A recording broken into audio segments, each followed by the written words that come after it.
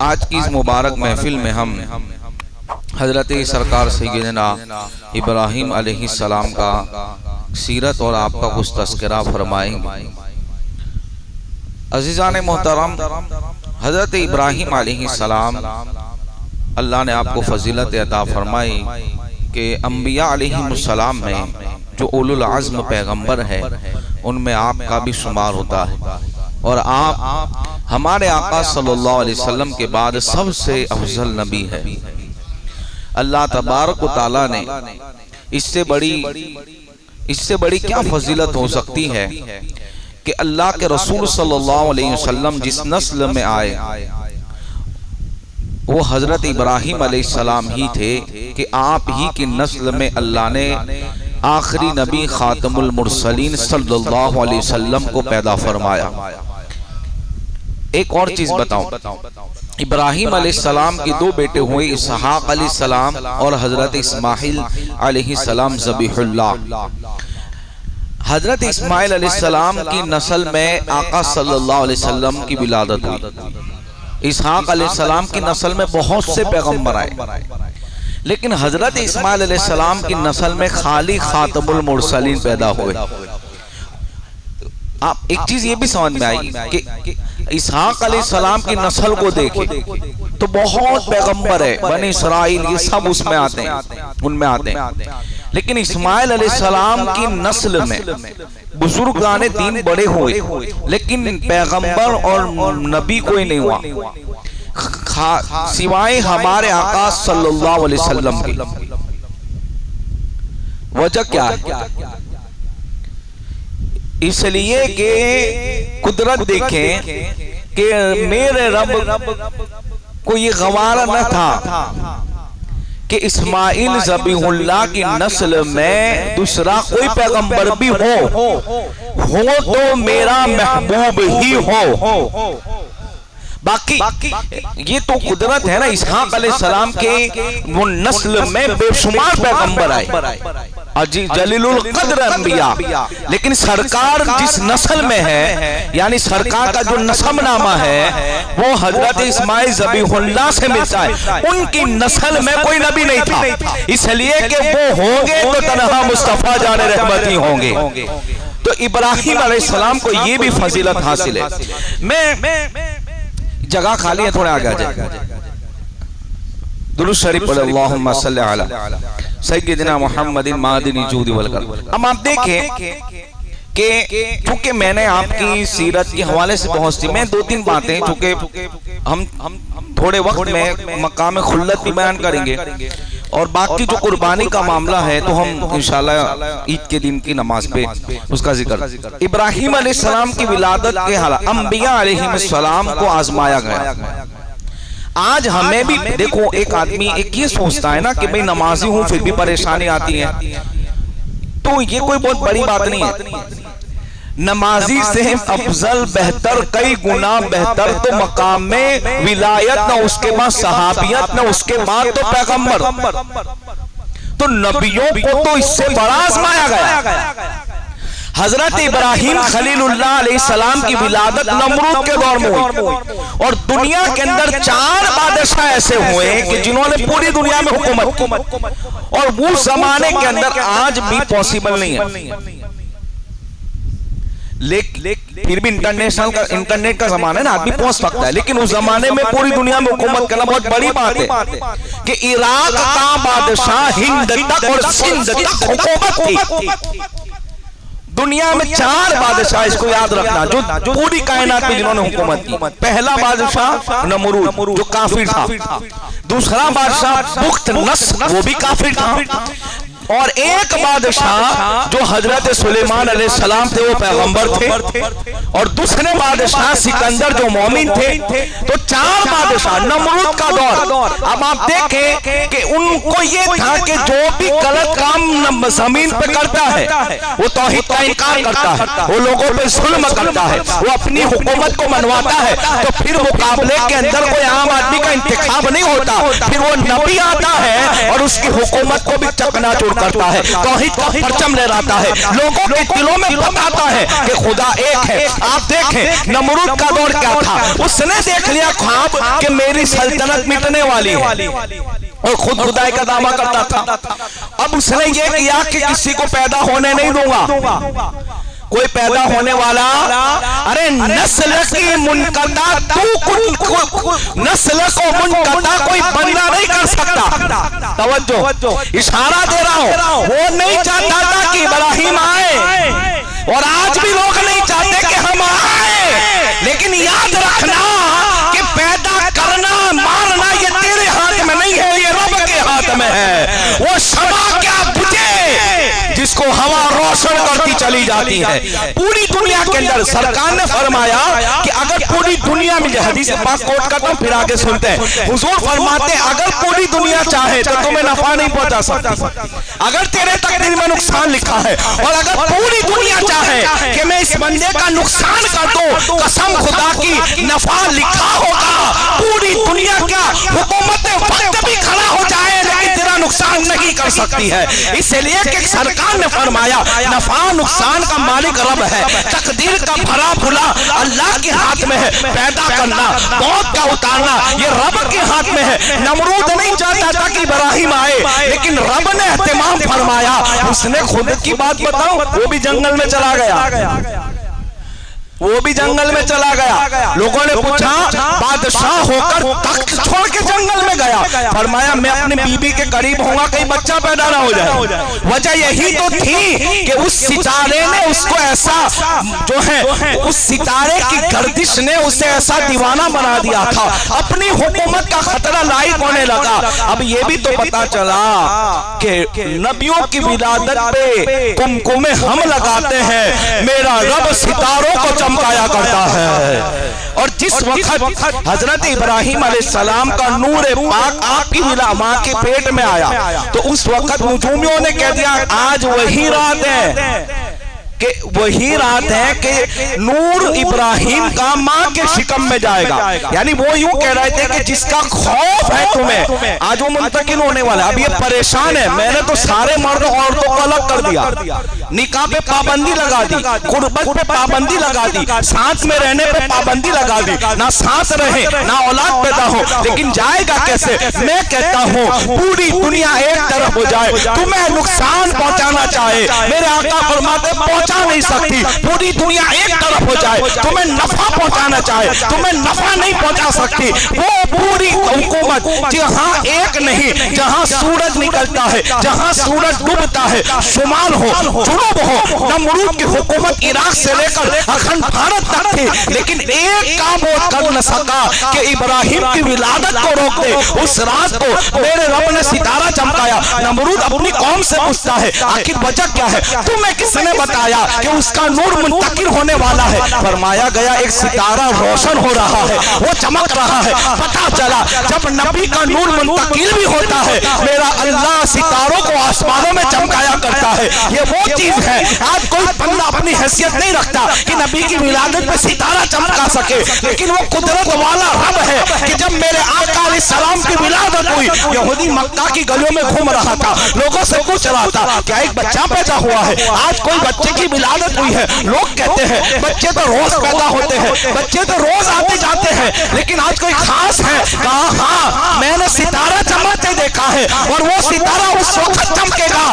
جب دنیا کے اندر آخری نبی تشریف فرما ہوتا ہے، آخری نبی کی جلوہ گری ہوتی ہے۔ پتہ کیا چلا؟ قدرت کا نظام دیکھیں، ابراہیم خلیل اللہ اور اسماعیل ذبیح اللہ ہو، میرے آقا سے نسبت ایسی حاصل ہے کہ ان کا نسب نامہ اسماعیل ذبیح اللہ سے ابراہیم خلیل اللہ تک ملتا ہے۔ جب آپ کی ولادت ہوئی میرے رب نے ستارہ چمکایا، جب میرے نبی کی ولادت ہوئی تو بھی رب نے ستارہ چمکایا تھا۔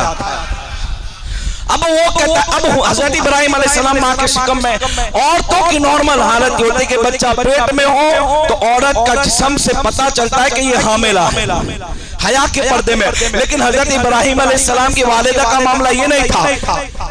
وہ شمع کیا بجھے جس کو خدا روشن کرے، وہ कोई क्या बिगाड़ सकता? इतनी पाबंदियों के बावजूद भी माँ के शिकम में 9 माह तक माँ के शिकम में रहे, 9 माह। लेकिन किसी को खबर और विलादत का जब, चूंकि माँ को पता था कि अब मैं अगर यहाँ बच्चा पैदा करती हूँ तो खतरा है कि उसकी जान पे बनाए, तो गाड़ में चली गई और वहां इब्राहिम अलैहिस्सलाम की विलादत हुई।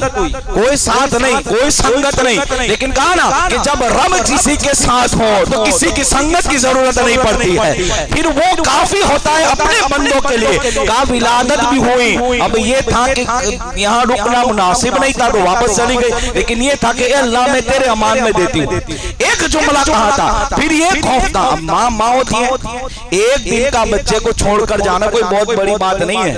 हाँ, माँ होती है।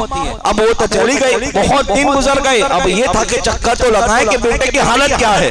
जब वहां पहुंची तो दिल में ये ख्याल था कि बच्चे को नुकसान कोई जानवर ना पहुंचाए, लेकिन फिर बाद में ये ख्याल आया, मैंने तो कहा था फी अमानिल्लाह। फरमाया ये जुमला बहुत बड़ा है। अगर आप अपने किसी को भेज रहे हैं तो ये जुमला के फी अमानिल्लाह, अल्लाह की अमान में तू रहे। ये जुमले का ये आसान सा उसका लफ्ज़ माना है। कहा कि मैंने ये कहा था। अब वहां गए, अब जानवरों का काम होता है कि इंसानों का भी गोश्त खाना और जानवरों का भी खाना, लेकिन फरमाया गया जब वहां पहुंची तो देखा शेर हो या दरिंदो हजरत इब्राहिम अलैहिस्सलाम का पहरा दे रहे थे, उनकी हिफाजत कर रहे थे। अब किसा का मामला रहा, इसलिए कि बच्चा जब पैदा होता है तो पहले माँ का दूध मांगता है, वो रोता इसलिए है। अब कहां दूध का मामला, कहां जब उंगली चूसते थे रब ने किसा का एहतमाम फरमा दिया, उंगली से दूध जारी होता नजर आता था। इन हालात में अब देखो, वाक्य मकसूद नहीं है, पैगंबरों की आजमाइश होती है विलादत से लेकर हजरत मूसा अलैहिस्सलाम का वाक्य से। इनकी माँ ने क्या किया, पैदा तो घर में हुई, पैदा कहाँ हुआ मूसा अलैहिस्सलाम? घर में। ये सेम हालात फिरौन ने भी ख्वाब देखा कि ऐसा ऐसा होने वाला है, और आप क्या भी मामला ही था कि बहुत छुपाया। लेकिन जब हजरत मूसा अलैहिस्सलाम की विलादत हो गई, सुनिए इसको थोड़ा, आजमाइश कैसे होती है। रात का वक्त था, जो दाई थी वो आई। अब ये हुआ कि फिरौनियों के पहरेदार फिरौनियों आए और घर की जांच करने लगे और ये घर को टटोलने लगे कि उसमें कोई बच्चे की विलादत तो नहीं हुई। इत्तेफाक से मूसा अलैहिस्सलाम के घर पे पहुंचे।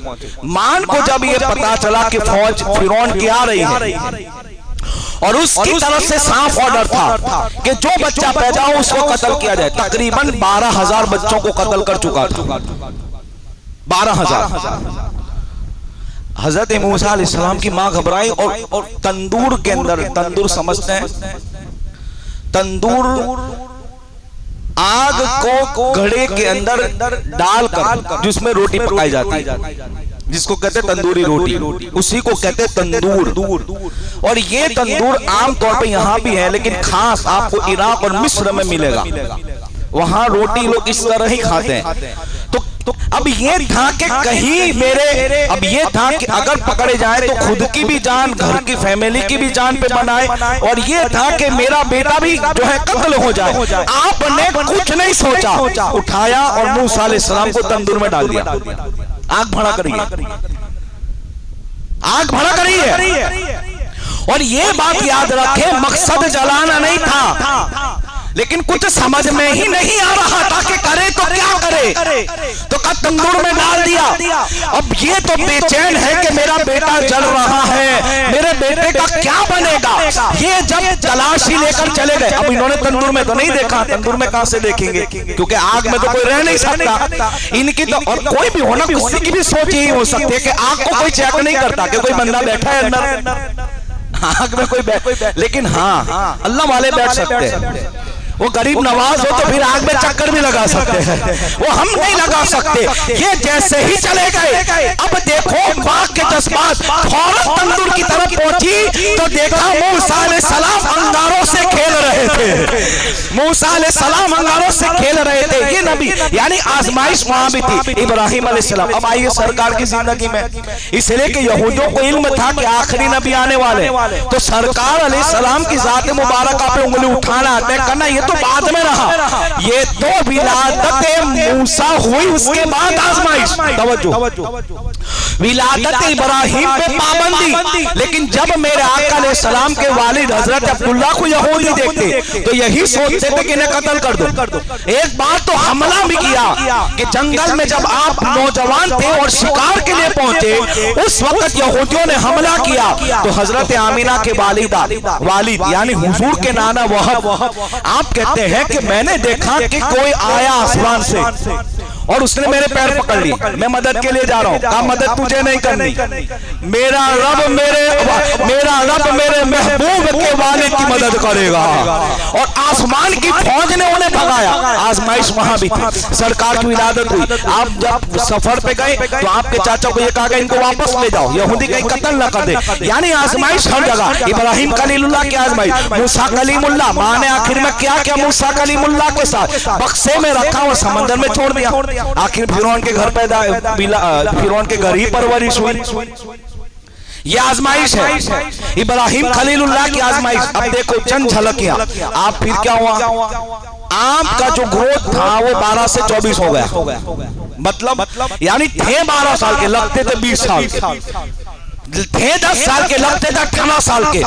12 سال کے بعد بستی میں آئے اور اتنی کم عمر کے اندر مناظرہ کیا، اور کیسا مناظرہ، پوری قوم ایک طرف تھی، پوری نمرودیت ایک طرف تھی، وہ کہتے تھے سورج ہمارا خدا، وہ کہتے تھے چاند ہمارا خدا، وہ کہتے تھے ستارے ہمارے خدا، وہ کہتے تھے درخت ہمارے خدا۔ حضرت ابراہیم خلیل اللہ 12 سال کی عمر کے اندر جواب دیتے تھے جو ڈوب جائے وہ خدا ہو نہیں سکتا، جو نکل کے ڈوب جائے وہ خدا ہو نہیں سکتا، جو نکلے اور چھپ جائے وہ خدا نہیں ہو سکتا، جو چمکے رات کے وقت 3 ہو تو ستاروں کی جو ہے روشنی ماند پڑ جائے وہ خدا نہیں ہو سکتا۔ لوگ کہتے خدا کیا ہے؟ کہا جس نے اس کو بنایا اس کو خدا کہتے ہیں، جو سورج کو نکالتا ہے، جو سورج کو ڈباتا ہے اسے خدا کہتے ہیں، جو انجمن ستارے سجاتا ہے اس کی روشنی کو ماند پاتا ہے اسے خدا کہتے ہیں، جو درخت کو زمین سے اگاتا ہے اسے خدا کہتے ہیں، جس نے ہمیں اور تمہیں پیدا کیا ہے اس کو خدا کہتے ہیں۔ جب یہ دلیلیں دی قوم عاجز آ گئی، نمرود کے پاس گئی، نمرود کے محل میں مناظرہ ہونے لگا۔ نمرود کو کہا ابراہیم خلیل اللہ نے میرا اللہ وہ ہے جو لوگوں کو مارتا بھی ہے اور جلاتا بھی ہے۔ اب دیکھو جب اللہ عقل کو کیسے چھینتا ہے۔ نمرود نے کہا یہ تو میں بھی کر سکتا ہوں، تو کہا کیسے کر سکتا ہے؟ تو کہا جس کو پھانسی کی سزا تھی اس کو چھوڑ دیا، توجہ، اور جس کو نہیں سزا تھی اس کو مار دیا۔ تو کہتا ہے دیکھو جس کو موت دینی تھی اس کو چھوڑ دیا، اور جس کو موت نہیں دینی سے مار دیا۔ تو کہا میں بھی کر سکتا ہوں۔ یہ اس نے دلیل، حالانکہ یہ کوئی جواب نہیں بنتا، یہ کوئی جواب، مارنا جلانے سے مطلب کیا کہ مرے ہوئے آدمی کو کھڑا کر دینا۔ اور ہم نے دیکھا اللہ نے عیسیٰ علیہ روح اللہ کو دیا، وَأُحْيِي الْمَوْتَى بِإِذْنِ اللَّهِ، یہ اللہ کی اذن سے زندہ کرتا ہوں۔ پھر اور آگے بڑھو تو یہودیوں کے چیلنج کے اوپر، یہودیوں کے چیلنج پہ پورا اترنے کے لیے پھر غوث پاک بھی کہے ہو جا اللہ کے حکم سے، تو وہ بھی کھڑا ہو جاتا۔ یہ تو تیرے اندر طاقت نہیں ہے، اس لیے کہ کافروں میں نہیں ہوتی ہے طاقت، خدائی کا دعویٰ کر رہا۔ حضرت ابراہیم علیہ السلام نے اس دلیل پہ بحث نہیں کی، اس کو دوسری دلیل دی، میرا اللہ وہ ہے۔ یہ پورا مناظرہ اللہ نے 70ویں پارے میں بیان کیا۔ ابھی آیت پڑھیں گے، ترجمہ بہت وقت جائے گا، سنیں۔ کہا کہ میرا اللہ وہ ہے جو مشرق سے سورج نکالتا ہے، اگر تو خدا ہے تو مغرب سے نکال۔ ڈھیر کہاں سے نکلے؟ نکل سکتا ہے؟ نہیں نکل سکتا۔ اب اس نے جب آج جاتا تو کہا اب ان کو جلا دو، المختصر یہ تو آگے نمرود، بہت بڑی آگ۔ اس زمانے کی عورتیں منت مانتی تھی بیماری کی کہ اچھے ہوئیں گے تو آج آگ میں لکڑیاں ڈالیں گی، ایسی منت مانتی تھی. اور پھر یہ ہوا کہ اتنی دور آگ جلائی گئی تو اتنی بڑی آگ کہ پرندے بھی پرواز کرے تو جل جائے. تو کہا اب ڈالنے کون جائے گا؟ تو شیطان نے مشورہ دیا تھا کہ گلوڑ بناؤ، جس کو کہتے ہیں منجنیق. کیا کہتے ہیں؟ منجنیق. اس کو کہتے ہیں ہم گلوڑ سادی بھاشا میں، ورنہ وہ سمجھ میں نہیں آئے گا. گلوڑ بناؤ. اور سب سے پہلے گلوڑ اس نے بنوائی دنیا میں، فرسٹ ٹائم. اور کہا کہ ان میں رکھو. اب المختصر یہ کہ آپ کو ڈالا گیا، جبرائیل علیہ السلام آئے. کہا کوئی مدد کا نہیں چاہیے، کہا مدد کا نہیں چاہیے. ایک چیز بتاؤں، یہ نقطہ یہاں بھی ہے. جب سرکار معراج پہ گئے تو یہاں یہ معاملہ تھا کہ پوچھا ابراہیم خلیل اللہ کو، اور وہاں وہ معاملہ تھا بتا تیری حاجت کیا ہے. یہ ہے محبوب اور خلیل میں فرق. مقام خلت بہت بڑا مقام ہے. ابراہیم خلیل اللہ کو جو خلیل کہا گیا نا، ملک الموت کو اللہ نے بھیجا ابراہیم علیہ السلام کے پاس انسانی شکل میں. اور آپ کہنے لگے کہ دنیا میں ایک بندہ ایسا ہے، دیکھو بات کرنے کا انداز، کہ جس کو رب نے خلیل بنایا. ابراہیم علیہ السلام بے چین کہا اے فرشتے بتا وہ کون ہے، اس لیے کہ میں بھی تو اس سے ملوں کہ جس کو رب نے خلیل بنایا ہے. تو کہا کوئی اور نہیں بلکہ آپ ہی ہے جس کو رب نے خلیل بنا رہا ہے. اور مقام خلت کا ذکر رب نے قرآن میں بھی کہا، اللہ کا دوست جس کو کہا خلیل. یہ مقام حضرت ابراہیم کو ملا، کسی کو نہیں ملا، یہ آپ کو ملا. اور فرمایا ملا کیسے؟ کیا نماز سے ملا؟ کیا ریاضت سے ملا؟ کیا عبادت سے ملا؟ کیا اوراد سے ملا؟ فرمایا گیا رب نے یہ مقام آپ کو سخاوت کی بنیاد پر عطا فرمایا ہے. اور سخاوت بہت آپ نے ہمیشہ لوگوں کو دیا، کبھی ہاتھ لیا نہیں، دیا ہمیشہ. مہمانوں کے بغیر کھانا نہیں کھایا. ایک بار تو گھر میں مہمان نہیں آئے نا تو 22 کلومیٹر چلے مہمان ڈھونڈنے. کہو سبحان اللہ. 20 سے 22 کلومیٹر چلے اور ایک بڈھے کو پکڑ کے لائے. کہا چل ہاں تو میرے گھر کا مہمان ہے. مہمان کے بغیر کبھی کھایا ہی نہیں، مہمان کے بغیر کبھی کھایا نہیں. فرمایا چل تو میرے گھر کھائے گا. اب وہ تھا مشرک. آپ نے کہا کھا لیکن اللہ کا نام لے کر. تو وہ بڑک گیا نہیں میں نہیں کھاؤں گا اللہ کا نام لے کر. تو آپ کو جلا رہا ہے اس لیے کہ رب سے بڑی محبت تھی. خلیل اسی کو کہتے ہیں کہ سب سے محبت تو کرے. اور یہ بھی رب نے فرمایا کہ مقام خلت اس لیے دیا کہ ایک تو سخاوت تھی اور ایک کیا کہ آپ سب سے محبت کرتے ہیں. یہ چیز بھی تھی آپ کے اندر. تو کہا محبت سب سے، لیکن جب یار کی بات آئے تو اس کی بڑی اس سے زیادہ کسی سے محبت. تو جب رب کی بات آئے تو اس سے بڑی محبت کسی سے نہیں.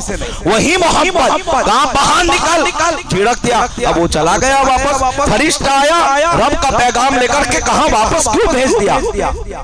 تو ابراہیم خلیل اللہ علیہ السلام نے کہا کہ یہ اللہ کا نام لے کر نہیں کھا رہا تھا اور مجھے یہ برداشت نہیں کہ میرے رب کے بغیر میرے دسترخوان کا لقمہ کوئی اٹھائے. تو پھر رب کی طرف سے وہی ہے کہا ابراہیم ایک بار نام نہیں لیا تو تم اٹھا دیا. دنیا میں ایسے بھی لوگ ہیں جو میرا نام کبھی نہیں لیتے پھر بھی میں 2 وقت کھلاتا ہوں. یہ لب کا نظام ہے کہ نہیں ہے؟ یعنی اس سے یہ بات پتا چلی دنیا کی حیثیت رب کے نزدیک کچھ نہیں. دنیا کی حیثیت ورنہ سب بھوکے مرے نافرمان، کوئی حیثیت نہیں. تو پھر کہیں کہ ہاں دوڑ کے گئے بڈھے پاس. کہا معاف کرنا چل بلا کے لا. کہا اب کیوں لے؟ پہلے تو ذلیل کر کے نکالا. کہا میری بھول ہو گئی تو چل. میں نے جو بھی کہا میں اپنے جملے واپس لیتا ہوں. تو چل. کھلایا پلایا پیٹ بھر گیا. پھر کہتا ہے وہ بڈھا کہ کہا کہ آخر وجہ کیا ہے؟ پہلے جھڑک دیا پھر لینے کے لیے آئے. تو کہا کیا کروں میرے رب کا پیغام تھا. ایک بار نام لیا تمہیں باہر نکال دیا. وہ تو زندگی بھر نام نہیں لیتا تھا پھر بھی کھلاتا تھا. جب یہ بات سنی تو کہتے ہیں آؤ ہاتھ دکھاؤ میں تمہارا دین اور اسلام قبول کر لیتا ہوں. وہ مسلمان ہو گئے. انہی جملے میں مسلمان ہوا. یہ آپ کی مقام خلت تھا کہ سخاوت میں کوئی بھی ہو مہمان کے بر کھانا نہیں. ایک رب کی تسبیح سننے کے لیے پورا بکروں کا ریوڑ دے دیا تھا.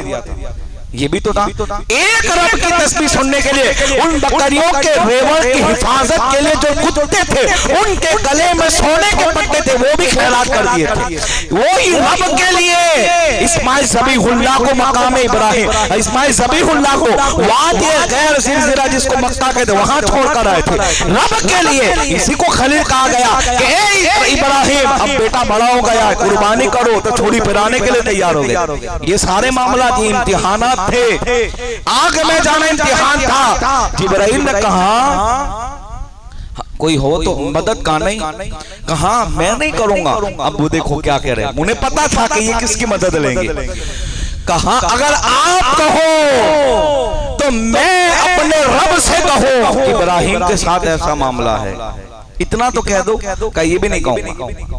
کہا کیوں؟ تو کہا مجھے خبر ہے کہ میرا رب میرا حال جان رہا ہے. پھر کیا معاملہ تھا؟ وہ آگ کے شعلے جہاں پرندہ آسمان سے اڑے تو جل کے راکھ ہو جائے، کئی کلومیٹر تک وہ آگ کے بھڑکنے والے شعلے لوگ اس سے قریب نہ جائے. من جنیق کے ذریعے کئی کلومیٹر آگ جل رہی تھی. اور کہاں سے آپ کو پھینکا گیا؟ فرماتے ہیں جب پھینکا گیا اس وقت یہ تھا کہ آگ بھڑک رہی تھی. قرآن کہتا ہے قُلْنَا يَا نَارُ كُونِي بَرْدًا وَسَلَامًا عَلَىٰ إِبْرَاهِيمَ. جب سے ہی ابراہیم کے قدم آگ میں پڑتے گئے وہ آگ نہیں رہتی بلکہ گلزار بن جایا کرتی ہے. امام مفسرین فرماتے، امام رازی لکھتے ہیں، تمام مفسرین نے لکھا اور اس کی تفسیر حضرت ابن عباس کرتے ہیں. فرمایا اللہ کا قرآن کہتا ہے وَسَلَامًا عَلَىٰ إِبْرَاهِيمَ. آگ اتنی ٹھنڈی ہو گئی. آگ ٹھنڈی نہیں ہوتی، ٹھنڈی سے مراد مستی ہے، ٹھنڈی نہیں ہوتی. یہ ہم کہتے ہیں لیکن آگ کبھی ٹھنڈی ہوتی. آگ ٹھنڈی ہو سکتی ہے. کوئی آدمی ہاتھ میں آگ رکھے اور یہ کہیں کہ نہیں آگ برف کا کام دے رہی، نہیں ہو سکتی. آگ ٹھنڈی نہیں ہو سکتی. لیکن قدم ابراہیم کی برکت کا یہ عالم تھا کہ آگ اتنی ٹھنڈی ہو گئی کہ اگر حضرت ابن عباس صحابی رسول کہتے ہیں، یہ تفسیر کے اندر کہتے ہیں اگر قرآن میں یہ لفظ نہ ہوتا توجہ وَسَلَامًا عَلَىٰ إِبْرَاهِيمَ تو اتنی ٹھنڈک ہوتی کہ ٹھنڈک کی وجہ سے ابراہیم علیہ السلام کو موت آ جاتی. ٹھنڈک کی وجہ سے آگ کے شعلے بھڑک رہے ہیں. نمرود ہو یا نمرود ید ہو، نمرود کی فوج ہو یا نمرود کی قوم ہو، یہی سمجھ رہی تھی کہ جائے ابھی اندر جانے کے بعد تو وہ جل جائیں گے. لیکن قسم خدا کی اندر وہ ٹہل رہے تھے. جب اکیلا پن محسوس ہوا رب نے فرشتے کو بھیجا، جاؤ میرے ابراہیم کے ساتھ بات چیت کرو، اس کا دل بہلاؤ. وہاں باغیچہ بن چکا تھا. اور اللہ اکبر مفسرین فرماتے اس دن دنیا کے اندر ایک یہ بھی ہوا کہ دنیا کی تمام آگ بجھ گئی تھی. اس کی برکت سے وہ تاثیر، وہ قوت، وہ صلاحیت جو آگ میں اللہ نے رکھی ہے، کھانا پکانا، لوگوں کو جلانا، تپش سے لوگوں کے چہروں کو جلانا، فرمائے اس تاثیر کو اللہ نے دنیا میں ختم کر دیا تھا. کیوں؟ کہا جب وہ آگ ٹھنڈی ہوئی تو دنیا کی آگ بھی ٹھنڈی ہو جائے گی. یہ معاملہ. پھر آپ اپنا وطن چھوڑ کر گئے، عراق کو چھوڑ کر شام چلے گئے حضرت سارہ کو لے کر. حضرت سارہ کو اولاد نہیں تھی. حضرت ہاجرہ سے اسماعیل ذبیح اللہ ہوئی. یہ واقعہ بھی سنیں، بہت کم موقع ملتا. ایک بادشاہ تھا جو عورتوں کا لالچی تھا. جو بھی خوبصورت اور حسین عورتیں نظر آتی وہ ان کے اوپر گندی نظر رکھتا اور اپنے قبضے میں لیتا. حضرت سارہ جو حضرت ابراہیم خلیفہ نبیوں کی بیویوں کی شان یہ ہے. یہ بات ہمیشہ یاد رکھنا. بھلے آج بھونکنے والے بھونکے سید عائشہ پر، لیکن ان کی جتنی پاکیزہ خاتون تمہیں دنیا میں نظر نہیں آئے گی. اور یہ بھی یاد رکھنے کہ اللہ تبارک و تعالیٰ نے نبیوں کی عورتوں کو یہ حکم دیا خاص سرکار کی کہ حضور کے وصال کے بعد کسی سے نکاح جائز نہیں. پوری دنیا کی عورتوں کے لیے حکم ہے کر سکتی ہے بیوہ عورتیں دوسرا نکاح. صحابیہ کی ہو کر سکتی ہے، ولی کی ہو کر سکتی ہے، لیکن نبی کی نہیں کر سکتی. نبی کی نہیں کر سکتی، پاکیزہ ہوتی ہے. حضرت سارہ بڑی خوبصورت تھی. اس نے گندی نیت سے جب ہاتھ بڑھایا تو اس کے ہاتھ پہ فالج ہو گیا. लखवा पड़ गया, तौबा की, ठीक हो गया, फिर हाथ बढ़ाया, 2-3 बार किया, फिर कहता है कोई ये मामूली औरत नहीं है, ये अल्लाह वाली है। फिर कहता है कि ए औरत, एक खातून तेरे जैसी एक खातून मेरे कब्जे में और है। हजरत हाजरा को भी पकड़ लाया था, वो भी खूबसूरत थी, हाथ लगाया, हाथ सिल हो गया, कहा ये दोनों खातून। हजरत सारा को जब इसका इल्म हुआ कि और एक ऐसी करामत वाली औरत भी है कि जिसके जिस्म को आज तक किसी ने हाथ नहीं लगाया, ना किसी से उसका निकाह हुआ, हजरत इब्राहिम के पास गई और खुद की बीवी कहते कि हजरत के इब्राहिम अलैहिस्सलाम से कहते कि आप निकाह कर ले दूसरा ताकि हमें औलाद हो। कहा खातून कौन है? कहा हाजरा। फिर कैद से निकाला और हजरत हाजरा से निकाह हुआ। 80 साल की उम्र में हजरत इस्माइल ज़बीहुल्लाह की विलादत हुई। जब हजरत इब्राहिम, आज लोग ताज्जुब करते हैं कि इतनी उम्र में कैसे औलाद हो सकती है। तो आज का जमाने को उस जमाने से कयास ना करो, कंपेयर ना करो। एक बात बता, हजरत इब्राहिम की जब विलादत हुई ना, तो आपके अब्बा की उम्र 550 बरस की थी। सुभान अल्लाह। कितने बरस की थी? 550 बरस या 525। वजह क्या है? उम्मतों को अगर हम देखें, सरकार की उम्मत की उम्र का एक 100 बरस तो बहुत हो गए, और अब तो 60, 70, 50 भी। उस जमाने के लोगों की 1000 बरस की उम्र होती थी। तो 80 और 100 तो जवानत कहवाए। समझाने के लिए कि जब आपकी विलादत हुई तो आपके वालिद की उम्र 500 साल तक की हो चुकी थी। इससे मैं समझाने के लिए कि 80 साल में कैसे हो सकता है। उसके बाद हजरत इब्राहिम अलैहिस्सलाम के बाल दुनिया में सबसे पहले दुनिया में सफेद हुए। इससे पहले कोई के बाल सफेद न थे होते। आपने शीशे में देखा तो ताज्जुब हुआ, कहे अल्लाह ये क्या है? तो कहा सफेद बाल। का बुढ़ापा। इससे पहले दुनिया में सबसे पहले सफेद बाल जिसके हुए वो इब्राहिम अलैहिस्सलाम। सबसे पहले जिन्होंने सिला हुआ पैजामा पहना, पैजामा लहंगा, इब्राहिम अलैहिस्सलाम। दुनिया में सबसे पहले जिन्होंने गले मिला, सलाम दुआ, इब्राहिम अलैहिस्सलाम। इससे पहले ऐसा मामला नहीं था। ये आपका आगाज है। ये चीजों का आगाज करने वाले आप की जात है कि लोगों से मिलना ये आपने किया। सबसे पहले जिहाद अल्लाह की राह में आपने फरमाया। मेहमान नवाजी कोई रिवाज नहीं था। क्या होती है मेहमान नवाजी, ये भी कोई कुदरती खबर, आपने आगाज किया। दुनिया के अंदर 4500 बरस आपके जमाने को आज से हुए, आपने ये फरमाया। फरमाते हैं आप ही वो थे कि जिन्होंने सबसे पहले शेरवे वाला लावा बनाया और रोटी चुन के खाई। सबसे पहले यानी जिन्होंने आगाज किया जिन चीजों का, इब्राहिम अलैहिस्सलाम। आप ही वो थे कि जिन्होंने फरमाते हैं कि मुलाकात के वक्त लोगों से गले मिले। सबसे पहले मिंबर बनवाकर खुतबा देने वाले इब्राहिम अलैहिस्सलाम थे दुनिया के। ये चीज का भी रिवाज नहीं था। इब्राहिम अलैहिस्सलाम चीजों का आगाज किया। निकाह हुआ, इस्माइल ज़बीहुल्लाह विलादत। 80 बरस की उम्र हो गई, औलाद नहीं थी। कितनी खुशी होगी। और इस्माइल अलैहिस्सलाम बहुत हसीन थे, खूबसूरत थे। और क्यों ना हो, मैंने बयान के शुरू में बताया था कि इस्माइल ज़बीहुल्लाह ही वो जात है कि जिनकी पेशानी में नूर नबूवत चमक रहा था। ये वो थे। विलादत हुई तो अब रब का इम्तिहानात देखो। रब ने कहा कि अब क्या करो, अपनी बीवी हाजरा को और इस्माइल को अलैहिस्सलाम को वादी गैर ज़िरज़िरा में छोड़ाओ। अब मैं लफ्ज नहीं बोलूंगा बार बार, मक्का शरीफ में छोड़ाओ। इसमें उस वक्त शहर नहीं था।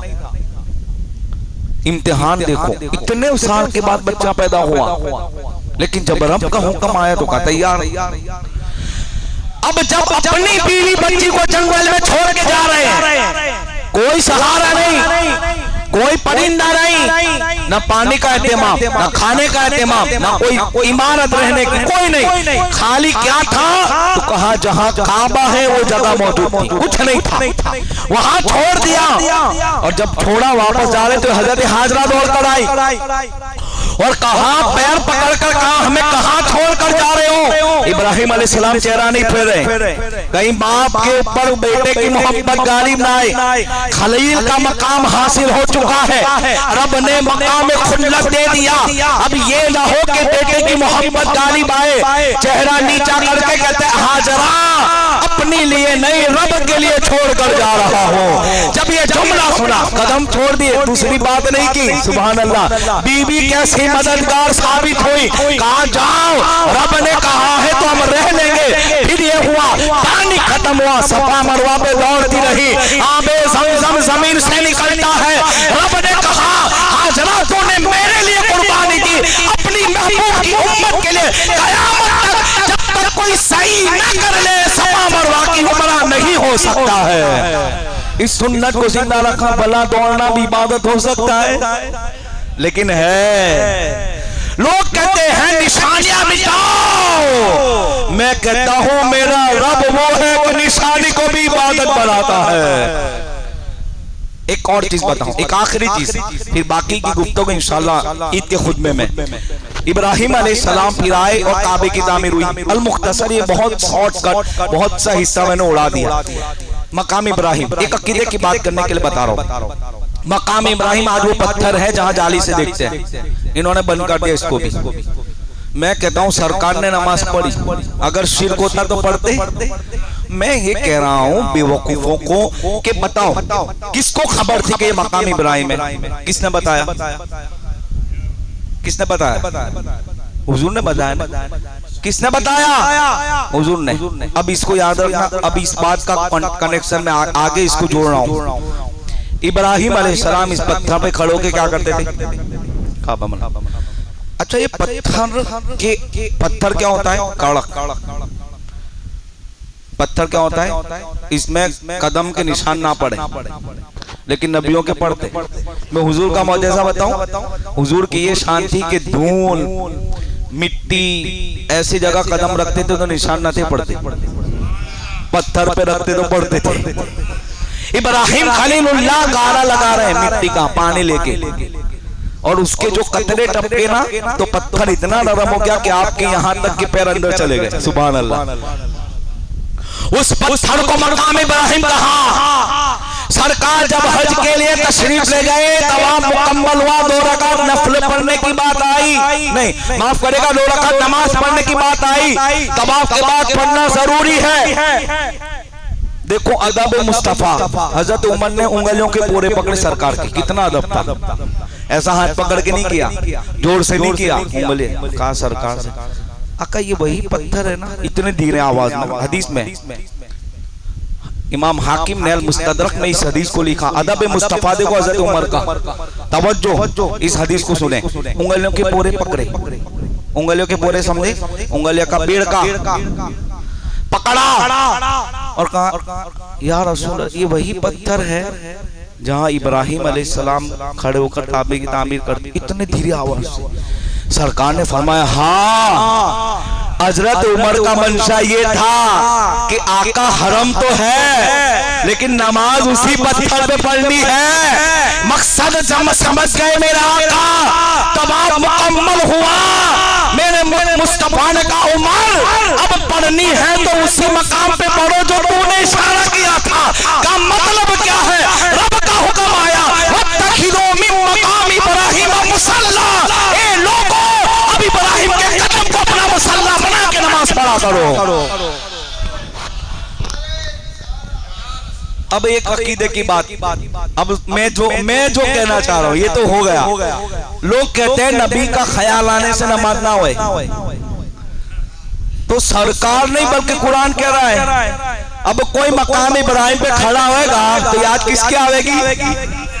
ارے بولو، یاد ابراہیم خلیل اللہ کی آئے گی۔ سرکار نے بھی پڑھا یاد خلیل اللہ کی، یہ حضرت عمر نے پڑھا یاد خلیل اللہ کی، تمام صحابہ نے پڑھا یاد خلیل اللہ کی، تابعین نے پڑھا یاد خلیل اللہ کی، قیامت تک لوگ پڑھیں گے یاد خلیل اللہ کی۔ جب خلیل اللہ کا خیال نماز میں آنے سے نماز نہیں ٹوٹتی، محبوب کا خیال آنے سے نماز کیسے ٹوٹ سکتی ہے؟ نمازوں میں خیال مصطفیٰ جب آنے لگتا ہے مصلی مسکراتا ہے، عبادت جھوم جاتی ہے۔